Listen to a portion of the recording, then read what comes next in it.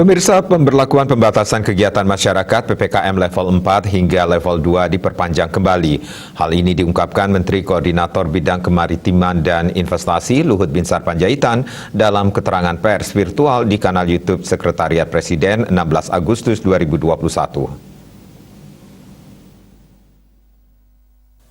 Menko Marves Luhut Binsar Panjaitan mengatakan PPKM yang berlangsung selama 7 Agustus hingga 16 Agustus dilihat dari kasus konfirmasi terus menurun.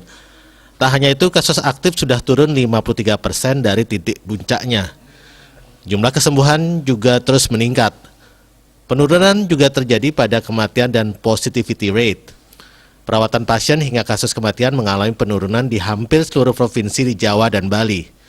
Namun ia menyebutkan ada beberapa daerah yang masih mengalami kenaikan kasus.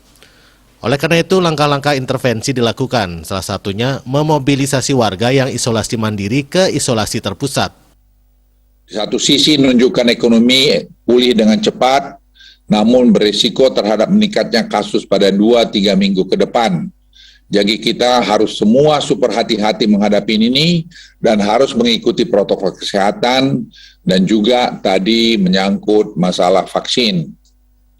Untuk itu momentum yang sudah cukup baik ini harus terus dijaga. Berdasarkan evaluasi yang dilakukan atas arahan dan petunjuk Presiden Republik Indonesia, maka PPKM level 4, 3, dan 2 di Bali akan diperpanjang sampai tanggal 23 Agustus 2021.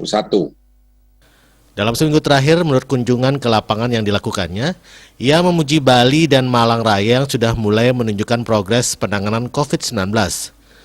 Bali sampai hari ini sangat baik sekali karena sudah bisa memindahkan 1.400 orang dari isoman ke isoter.